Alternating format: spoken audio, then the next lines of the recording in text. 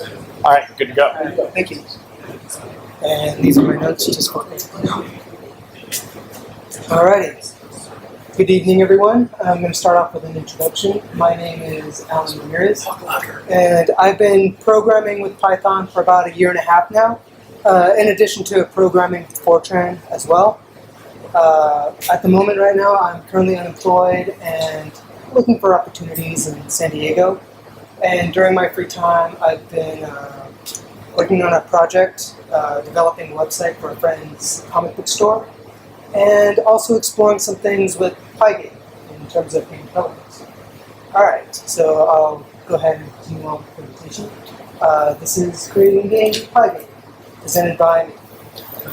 Alright, so in this presentation I'm going to be going over what Pygame is, features that Pygame has, presenting an example script that I wrote based off of an example by Al Swigart, who is one of my resources that I'm using. I will also discuss utilization with PyOpenGL, and then I will wrap everything up with a summary of what I've discussed. Okay, so what is Pygame? Pygame is a library that is used to create multimedia applications such as games and animations. The library contains modules and functions that allow you to draw primitives or graphics, play audio files such as MP3s, OGGs, and waves, and allows you to handle events from inputs such as mouse inputs, keyboard inputs, and joystick inputs. Alright, next, Pygame features. Pygame is able to run on nearly every platform and operating system such as Windows, Linux, and Mac.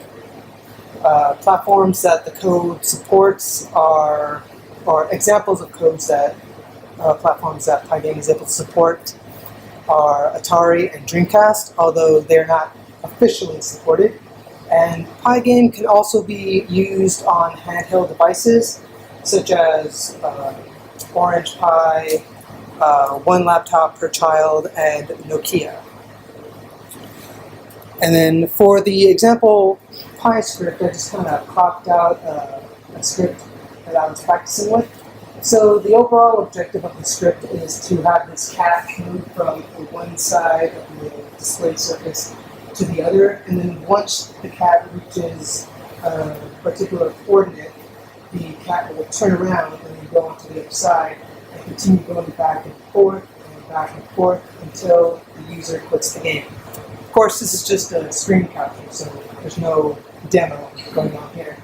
But to kind of summarize what's going on in the script, the first thing I do is just import modules from Pygame, and then I initialize a frame per second.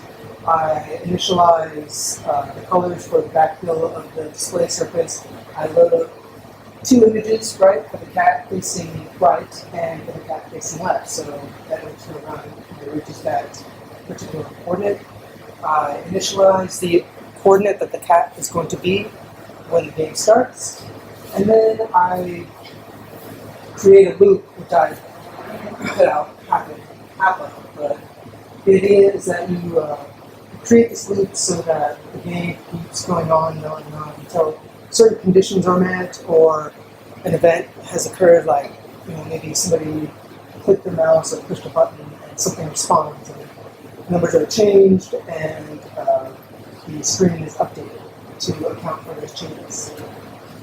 Alright, and then next I will talk about the utilization with PyOpenGL. So PyOpenGL is a cross-platform Python binding to OpenGL. And so basically what that allows you to do is create 2D and 3D objects in your environment or in your game.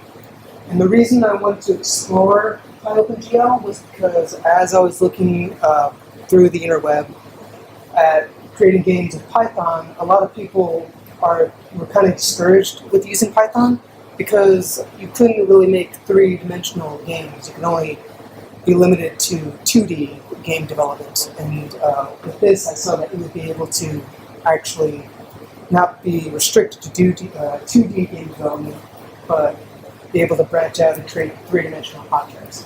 I don't have any images here because I had some trouble with initializing a GLUT or GLUT, but I'm going to continue looking. I'm going to continue to look through that issue. All right, and then lastly, in summary, I just want to summarize that Pygame is just a library that's used to create multimedia applications, such as games and animations. You can create objects, play sounds, and handle events.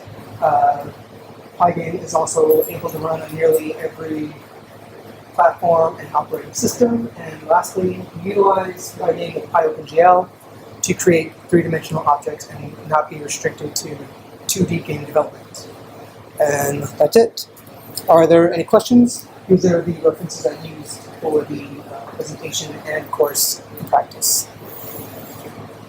So you said yes. Pygame runs on pretty much any platform, and so I was wondering, that code that you posted, does that run pretty much verbatim if you go to a different platform, or do you have to make tweaks to it in order for it to run there?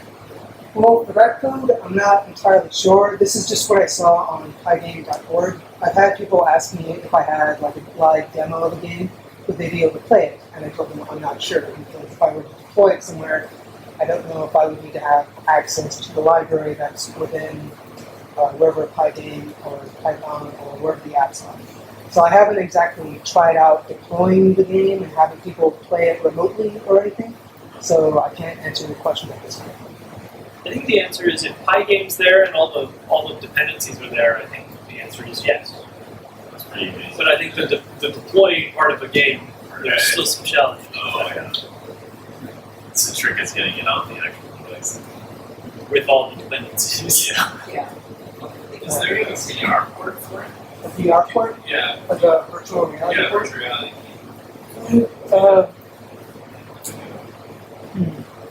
I'm not sure. My knowledge of that is limited because everything I kind of presented on was from Pygame, Yeah.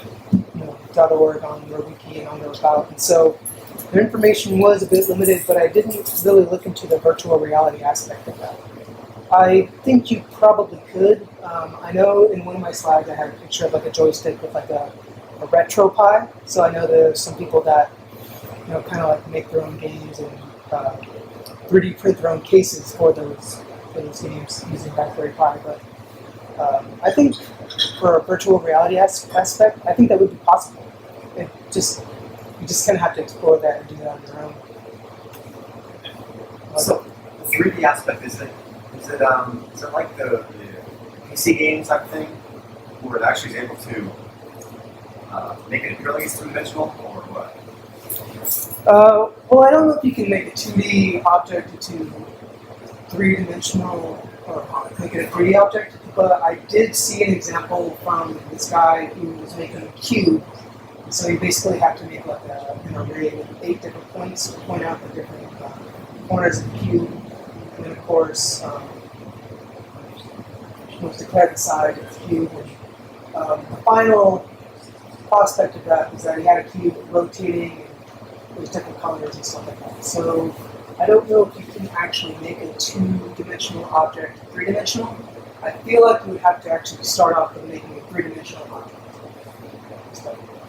But I'm not exactly sure how Pygame itself is related to being utilized with PyOpenGL. I just know that you can use it with PyOpenGL because it's actually acting as a binding to OpenGL. OpenGL is what's actually being used to create 3D objects. So like Call of Duty, those games, those are three-dimensional. Yeah, a lot of those games use OpenGL. And so this is like the Python bindings to that. Some of them use like proprietary engines, though. Although those might also be based on OpenGL. Alright, are there any more questions? I can try and help satisfy. Oh, I was just curious, do you know many games that are built on Python right now? Just out of curiosity. There are lists of games that are made in Pygame. I don't remember a lot of them. I know on YouTube there's one where somebody was displaying like a project that they did for a class. It was like, it kind of looked like like one of those RPGs we play, almost like what's that game called?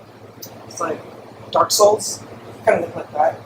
I also know there was like on this list, somebody made a two-dimensional game where you're playing as different girls throughout history, and your objective of the game is to become the most popular of them. So that's the only one that I remember. I don't exactly remember the aspect of it, but I just remember they were like, trying to make it like, oh, women go through history, becoming the most popular, there's popularity points, or something like that. That's the only one game that I remember from that list. I wish I could give you a URL, but Yeah, no worries, yeah. I just looked at top games that use Python. The only one that I recognized was Go. Okay. No, I have no. Go. Which is like a If you run a Pygame on a Mac, is it an Apple Pygame? hold up. yeah, that's good. That's good, right? No, that's good. It's Oh, yes. Not really a question, but just kind of like a comment. There's like a library, it's called CX Freeze. There's like CX underscore freeze, and you can use that to basically like wrap all the dependencies. And I think rather than like Py2EMC, I think it's cross-platform. So if you want your friends to use it, look into CX Freeze. You should be able to basically wrap it in that and give it to them. They should just be able to run it. Okay. See if I can just get that. I'm kind of like here. Oh yeah, but that way you really can't just work on your Mac or no work on Linux. So you just throw it out there. So, alright, I'll give you that. for sure. Thank you very much.